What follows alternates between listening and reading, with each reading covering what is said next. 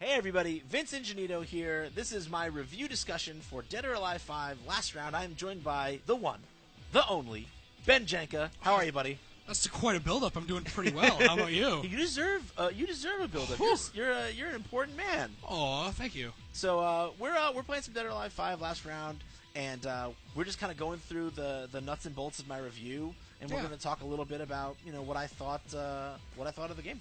Because you reviewed the original version of Dead or Alive 5 when it came out. I did. I reviewed the original version of Dead.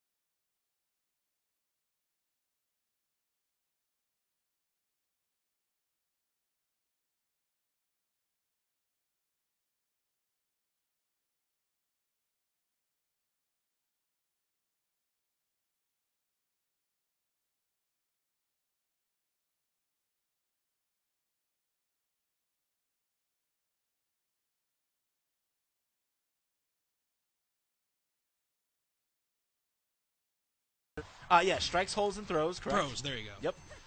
And strikes beat throws beat holds, which are holds are the mostly defensive moves, they're not always defensive moves. So yeah, it's all about baiting things out. Like for instance, like Tina has this like triple low kick series there, and it's super telegraphed, right? Like it's super like, hey, I'm going low, low, low, but I don't know if the computer will bite. But you can go low, low. He didn't bite that time, but you can go low, low, and then.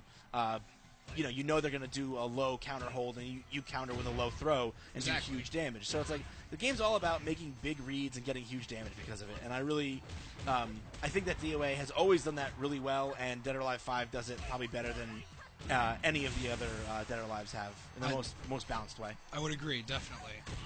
So you also talked about in the review the characters and yes. What do you got going on with there? How do you feel about the characters in this game? It's the biggest roster in series history. Yes, it is. And normally you'd be like, oh well, the largest roster you can have is like, hey, the more characters there are, the more different matchups there are. The deeper the game can be, theoretically speaking. But that said, since the original release of Dead or Alive, a lot of new characters have been added, either because Dead or Alive Ultimate had new characters, and then there was DLC characters for Ultimate.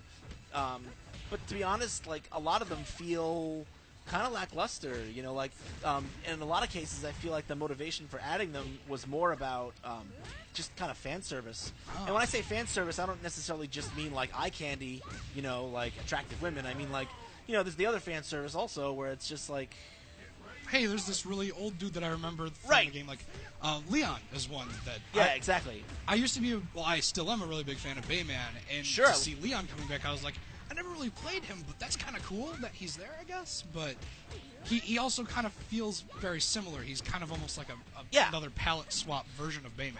Exactly, and like that's the frustrating thing is that there's a lot of characters in this version of Dead or Alive that feel kind of like they're just there to tick off a box. So like I'll give you an example. Like Phase 4. Mm-hmm. Phase 4 is not figuratively speaking, is literally a Kasumi clone. Mm-hmm.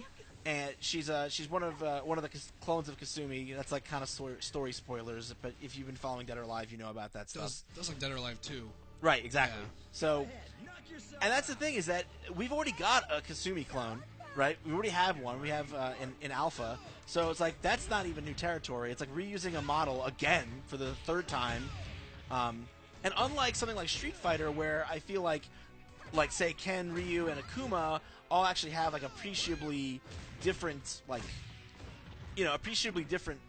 attributes and like totally different play styles that you really have to consider. You know, Phase 4 just feels. She feels like Kasumi with a couple of different moves. She's like Kasumi with an attitude problem.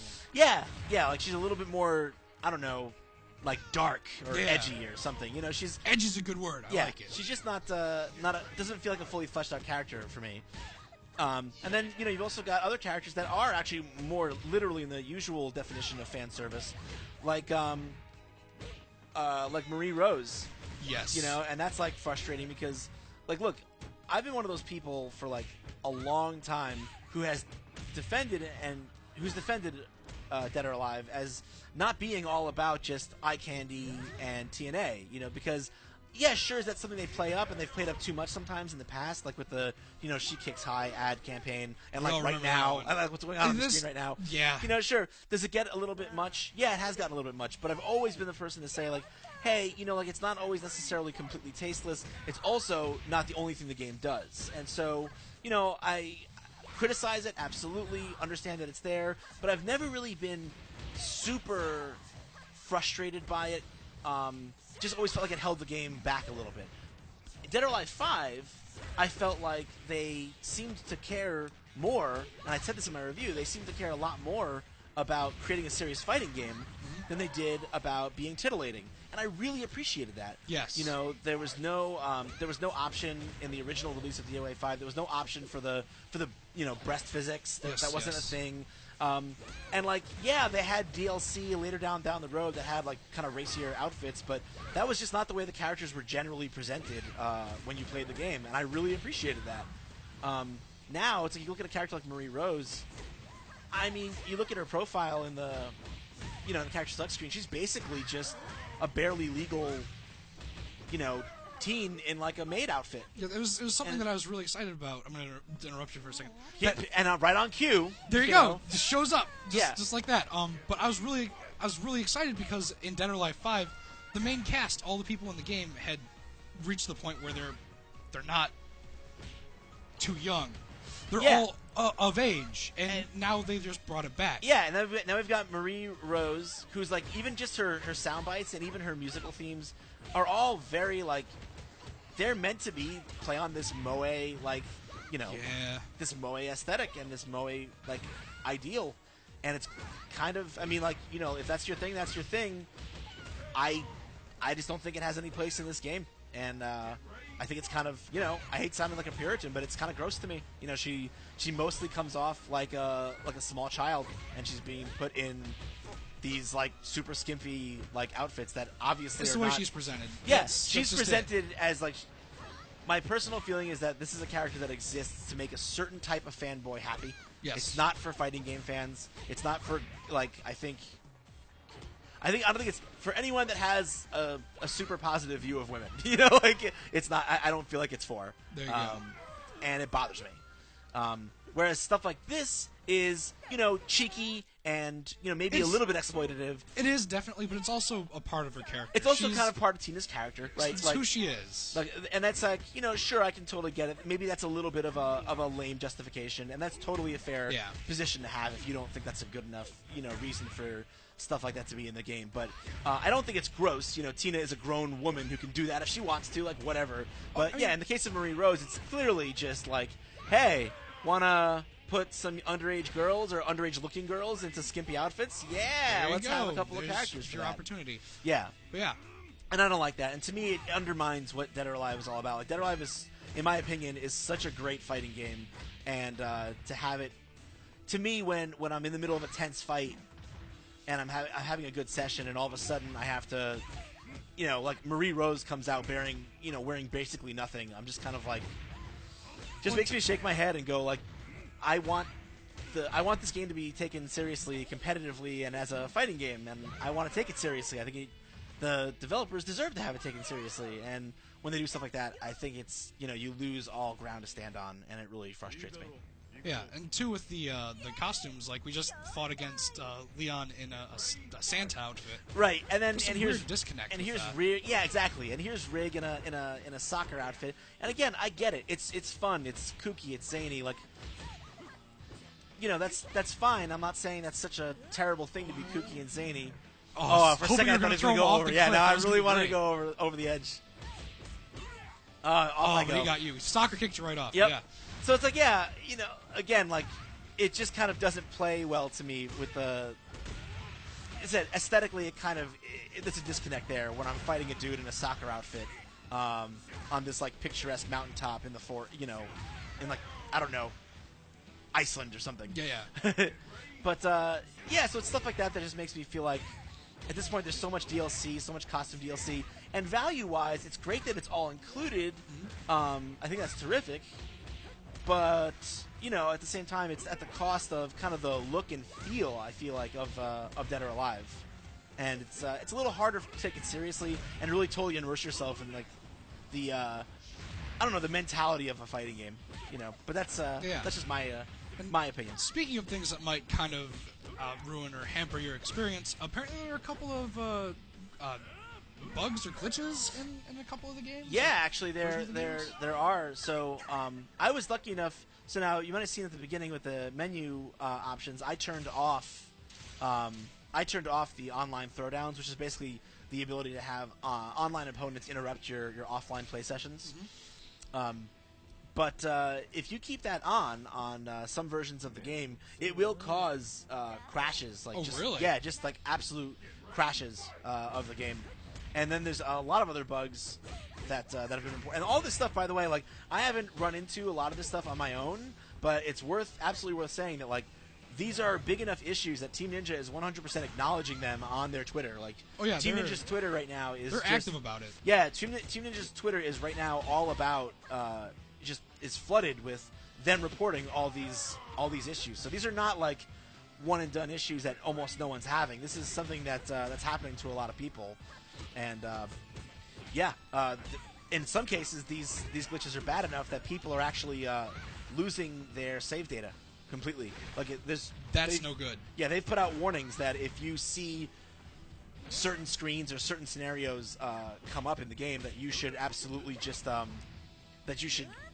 shut the game off and reset it and not finish and not proceed, because if you do, it'll erase your save file. And then the worst one, I think, is that if you're playing on Xbox One, this is really unfortunate. If you're playing on Xbox One, right now there's no support for the Mad Catz TE2. Oh, really? Yeah. So if you bought the Mad Catz stick, which is a terrific stick, oh, cool. Apparently we're not signed into PSN, but that's okay. Cool. Don't care. So I think that's really a huge problem. You're talking about people who spend a lot of money on a stick to play fighting games on the system, and there's no reason that it shouldn't be supported. It's going to be, and Team Ninja is working on it. But again, that's not a Mad Catz problem. That's definitely that is decided and endemic of the developer. Definitely. Always with those things, it's the developer who has to build in the support for those peripherals, and they didn't on the Xbox One version. So that's frustrating for them. So a lot of little things like that, and also just we're looking at another little thing here that bugs me. Is like, this is a full price game, and like, there's this massive.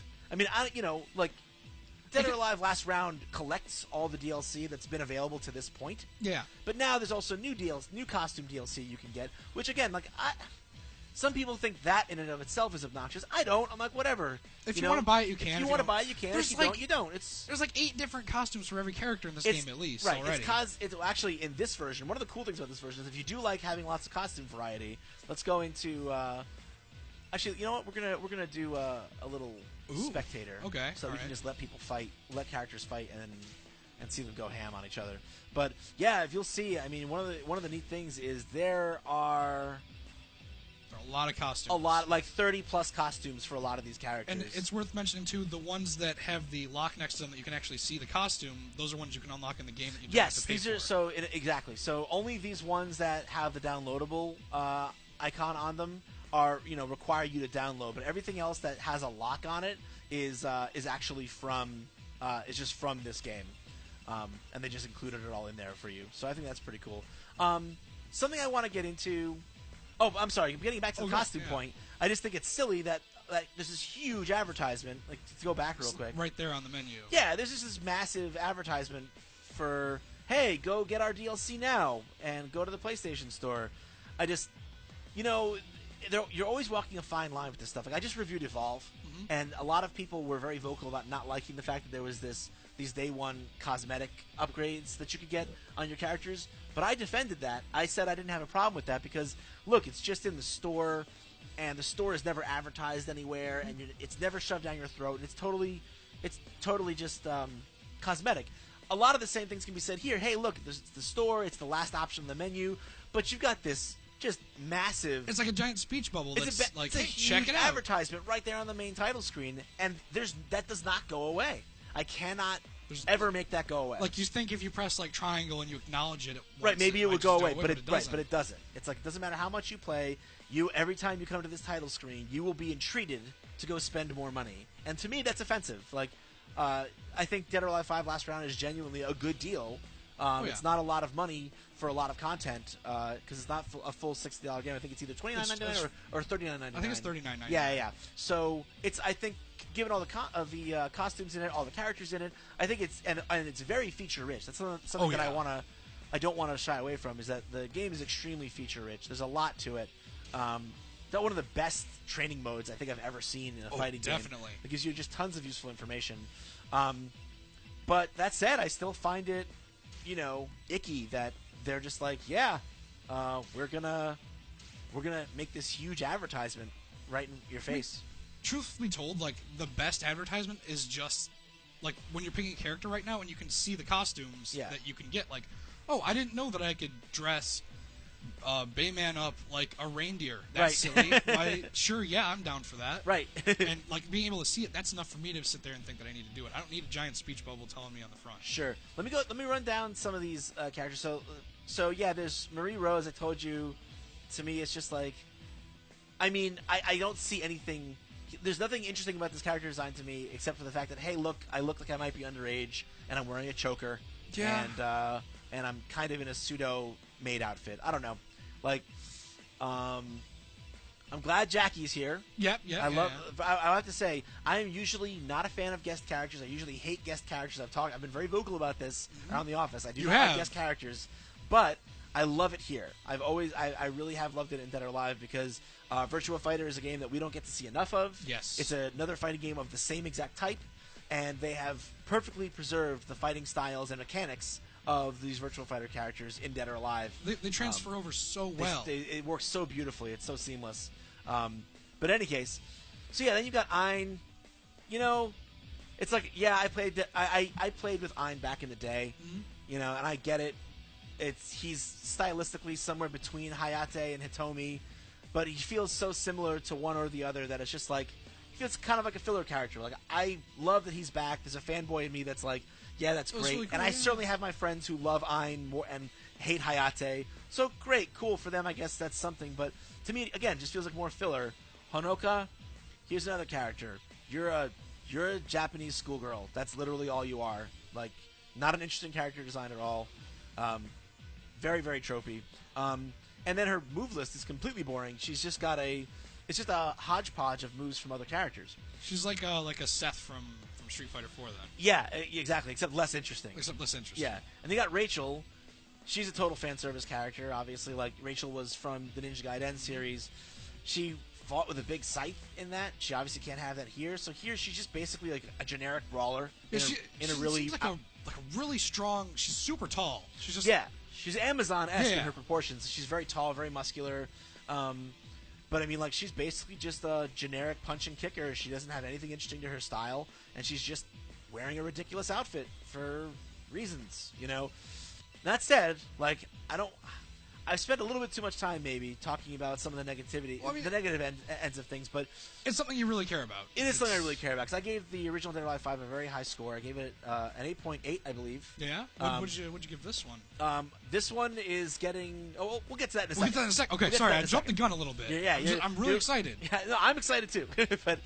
but I do want to talk about some of the positive things. So, since Dead or Alive 5 Original, there was Dead or Alive 5 Ultimate, and that's where a lot of these characters come from. And Momiji was one of the new characters in Dead or Alive 5 Ultimate, and I think she is awesome. Like, not only does she have an awesome look that links her kind of to the other ninjas in the game, but keeps her distinct in her own person.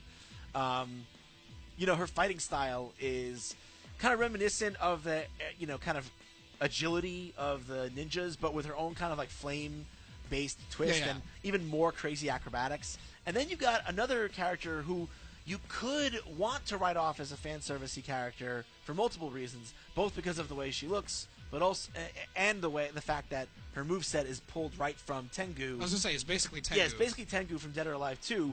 But in both cases, like, I still think this character design is much more visually interesting and distinct than like, hey, we're going for the Moe crowd. You know, this is a much more interesting look to me. And also, like, her move list, that Tengu move list, has never really been repurposed or reused anywhere. Yeah. You know what I mean? It's not like that's something we've seen over and over and over again over the years, or it's not like any other member of the cast has that going for them. So, yeah, watching these two face off is actually a lot of fun, and it's actually fun to watch the computer do this in spectator mode. Yeah. Just to illustrate to you like how distinct their styles are from everyone else's, and how well they work within the framework of the game.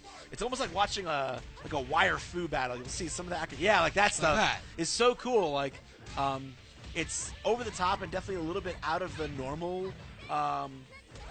normal space that Dead or Alive plays in.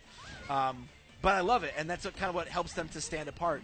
And it's still balanced. It's not like some of the Tekken boss characters where it feels like a little bit silly, you know. And it's like, whoa, you can't let him. You've got a character in massive unblockable eye lasers, which, I mean, you can totally deal with those too. It's not like those are completely imbalanced, but so yeah, I love the style of these two characters. I think they're two examples of some of the characters you get in Dead or Alive 5 Last Round that are totally worth it, and they don't take away from the ambiance of Dead or Alive or from the fighting game feel. Oh, that's so there beautiful. You go. It's basically Mizuna drop, but with her knee. Yeah, it's so cool.